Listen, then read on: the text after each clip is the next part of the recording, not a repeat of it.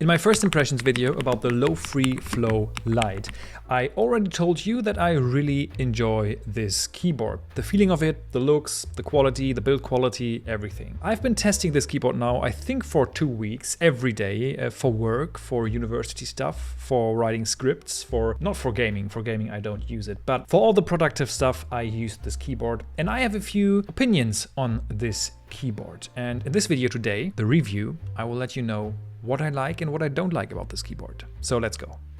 I have the marble version of this keyboard. There are also 2 other colors, off-white and flamingo. And all the Lofree Flow Lite keyboards come with the Spectra switches. You don't have an option there.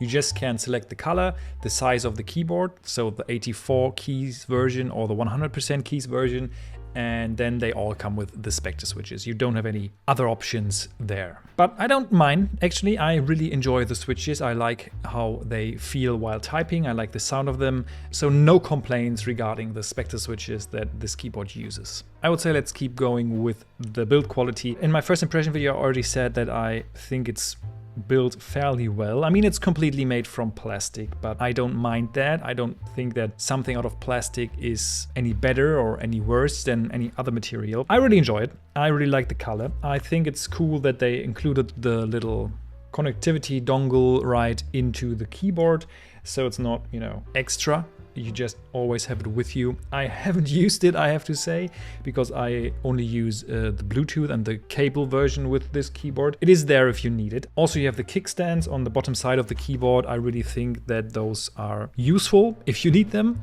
I never need them, so I don't use them, but they are there and they feel pretty sturdy. Then we have a rolling wheel on top of the keyboard. This is naturally programmed to be the volume, and it's pretty useful, especially with my work PC, because sometimes if you go into a Teams meeting and the computer defaults to 100% loudness, it can be quite loud. Having a button to quickly turn down the volume, it's pretty useful. It feels not of the highest quality, but it's all right. It's all right. I actually think it's perfectly fine for what the keyboard tries to be. In my first video, I tried to find any alignment problems with the Legends on top of the keycaps, because I thought they were printed on actually, but they're not printed on. Those keycaps are PBT double shot shine through keycaps, so those are actually molds, and therefore all the Legends, at least on my version of the keyboard, are pretty much where they should be. Again, no complaints regarding the Legends. What I think is really great about those keycaps in particular is that you can still read all the Legends, even though you do not turn on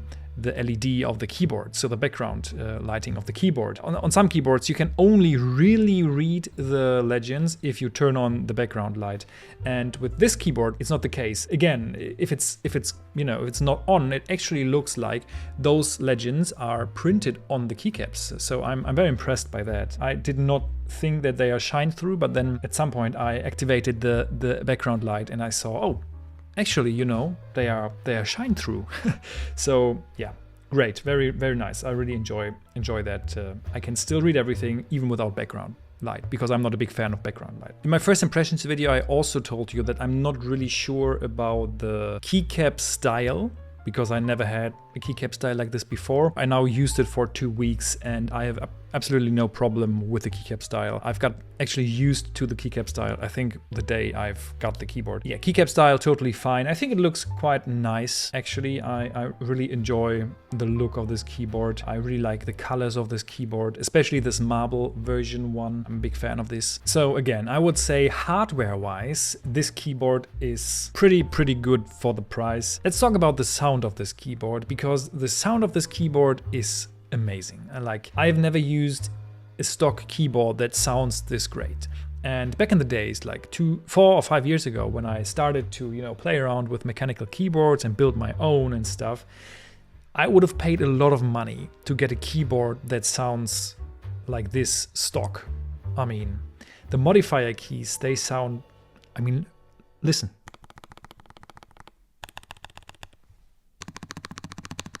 And now press your spacebar at home and tell me if it sounds like this.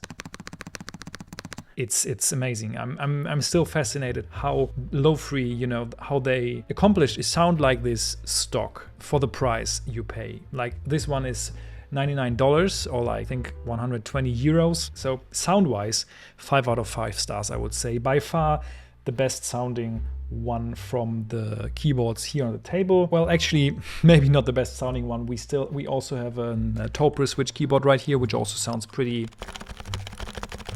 good. And we also have a completely self-built keyboard over there. Okay, with that said, you know, while being at the topic of sound, I would say we should make a sound test with all of the keyboards. I will show you all the modifier keys and switch you around while typing. Stuff like that, like you already had it in the first video. You will see it. You understand the concept of a sound test. So here we go.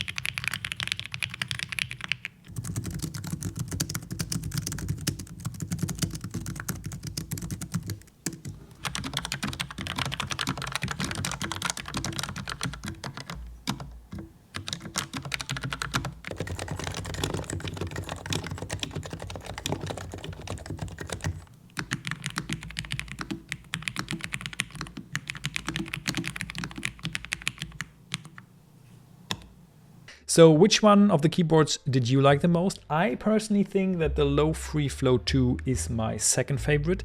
My favorite one, I won't tell you. You can guess in the comments which is my favorite one.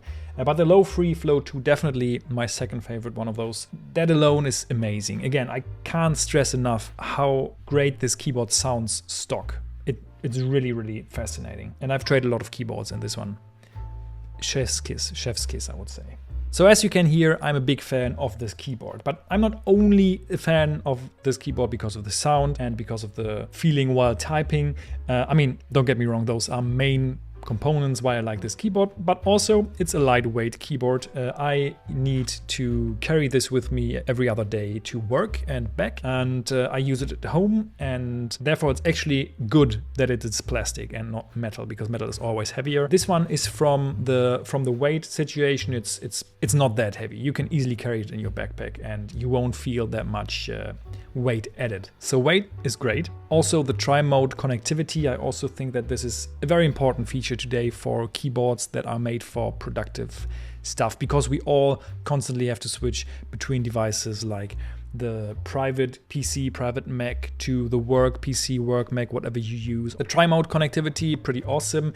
I have to say that I feel a little bit stupid, but I couldn't figure it out myself how to do it in the beginning. I actually had to take a look into the paperwork that they sent you with the keyboard. They explained it very well. It instantly worked. I just couldn't figure it out by myself. I thought I'm, technically, I thought I could do it. I thought I can do it, but I couldn't. I couldn't do it.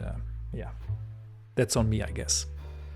The main two keyboards I compared the Lofree Flow Lite to are the Satechi Slim X1 and also the Logitech MX Mechanical Mini. Those two keyboards are the ones I compared it to the most, because I think those are actually competitors to this particular keyboard. This Satechi Slim X1 isn't even a mechanical keyboard, but I have to say, even though it's a rubber dome, I still enjoy the typing feeling and the fact that it's so slim and looks pretty good. I actually have a few problems with the space key. Sometimes it doesn't register the space key for me. I think it's because I hit the space key in a weird way or something, but I actually have this problem with the Satechi. No problem at all with the Lofree Flow 2, the Lofree Flow Lite. I'm sorry, too many names here. The Logitech MX Mechanical Mini actually feels a little bit heavier. I mean, it has an aluminum plate on top. Other than that, it's also completely made from plastic. And the sound of this is just way worse than the sound of the Lofree Flow Lite. So other than that, the connectivity is the same, I would say. I really enjoy that the Flow Lite, you know, turns off after, I would say, 5 minutes if you don't use it. So you have to click something and then it needs 1 second and then it's connected again to your PC. I think it's a great feature to save battery life, but maybe you find this a little bit annoying. I don't mind it with this keyboard in particular, because that way I don't have to turn it off every time I leave the computer to save battery. So it's great, I think. Also for gaming, I cannot give you any input about this. I have not gamed with this keyboard, but I think if you are a gamer that, you know, needs a gaming keyboard, you are not going to buy this one. I think you probably can game with this keyboard without a problem. I've not tested it. I used to be very picky with my gaming keyboards when I used to play Counter-Strike. Maybe there are some other Hall effect keyboards or stuff like that. I haven't tried those, but maybe those are better for gaming actually. So I can't tell you anything about this keyboard regarding gaming. But again, all the other stuff, this keyboard is amazing. It's awesome. I can't tell you enough. I really like it. It will replace most of my keyboards that I have on the desk right now. And I think it can do the same for you as well. So would I recommend the Lofree Flow Lite? Yes, 100%. And that's not only because there's flow in the name and my name is Florian, but it's just a great keyboard. It sounds awesome, it feels awesome. The quality is great for what you pay for. Like, it costs around 100 euros, $100. So the price is fair, I would say. But let me tell you that if you have a keyboard and you're happy with your keyboard and there's nothing that bothers you with the keyboard you have at the moment, don't buy it just because you want it, because it's just another keyboard. You know, don't end up like me having like 5 keyboards on the desk. That's not cool. That's just because I make videos about that stuff and I like to test out stuff. Eventually, I think I will sell a lot of the keyboards I have on my desk because I don't need 5 keyboards. So yeah, really think about if you really need it. You know, I don't want to fire consumerism right here. I know that if you make reviews about stuff, obviously you kind of supporting consumerism, but yeah, again, just don't buy a new keyboard if you don't really need one. I hope that I could help you a little bit with your decision whether on buying this keyboard or buying another keyboard or buying no keyboard at all, because again, you probably don't need a new keyboard. But if you really, really want it, maybe this keyboard will be your next one because it's awesome. It sounds good. It feels good. I guess it is good then, right? So I hope to see you in the next video and stay safe.